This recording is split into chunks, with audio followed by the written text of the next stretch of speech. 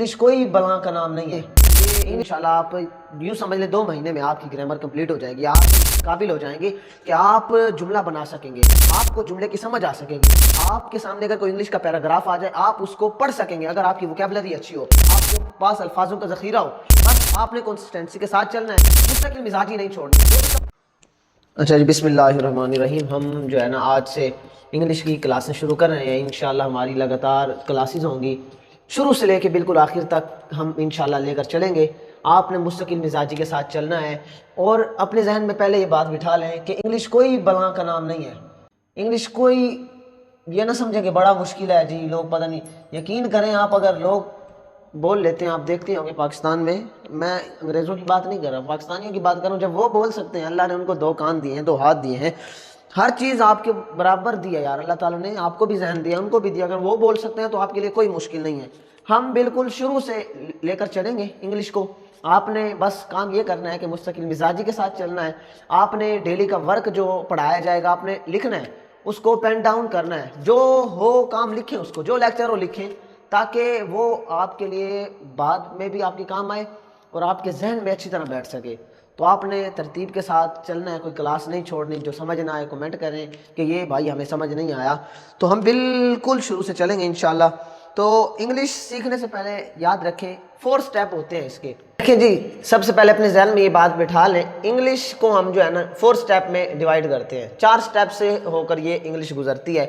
سب سے پہلے ہمارے پاس لیٹرز آ جاتے ہیں، لیٹرز میں حروف ABC، لیٹر سے پھر ہمارے پاس جو نکل کے آتی ہے چیز اس کو کہتے ہیں ورڈ، الفاظ بنتے ہیں۔ جب لیٹرز اکٹھے ہوتے ہیں، لفظ ملتے ہیں، حروف ملتے ہیں، تو ہمارے پاس لفظ تیار ہو، ایک الفاظ تیار ہوتا ہے، جیسے سکول، کیٹ، ETC، جو بھی آپ آگے شامل کر لیں۔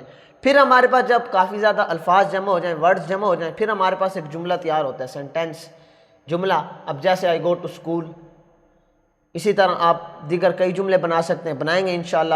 پھر جب ہمارے پاس کئی اکٹھے سنٹینس آ جائیں، جملے آ جائیں، پھر ہمارے پاس پیراگراف بنتا ہے، سپیچ، پھر ہمارے پاس بڑا پیراگراف بن جاتا ہے۔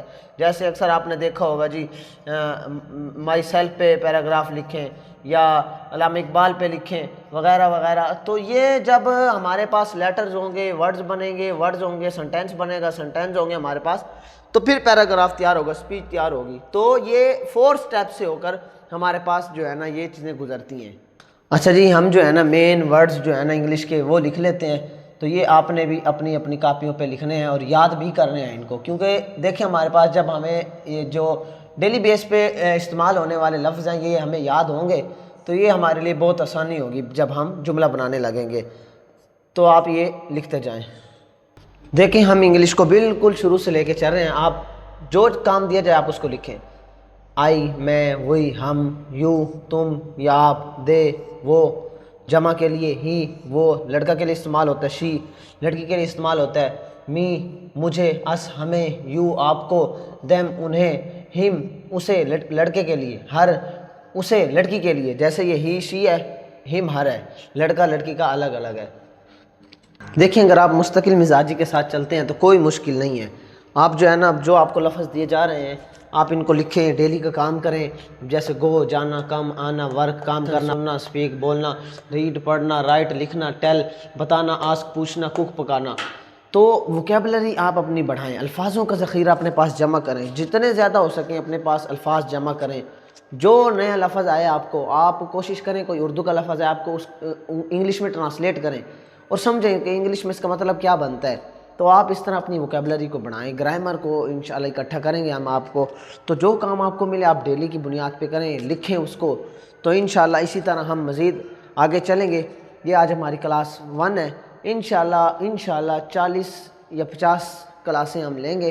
آپ ڈیلی کی 1 کلاس لیں تو یہ انشاءاللہ آپ یوں سمجھ لیں 2 مہینے میں آپ کی گرامر کمپلیٹ ہو جائے گی، آپ اس قابل ہو جائیں گے کہ آپ جملہ بنا سکیں گے، آپ کو جملے کی سمجھ آ سکے گی، آپ کے سامنے اگر کوئی انگلش کا پیراگراف آ جائے آپ اس کو پڑھ سکیں گے اگر آپ کی ووکیبلری اچھی ہو، آپ کے پاس الفاظوں کا ذخیرہ ہو۔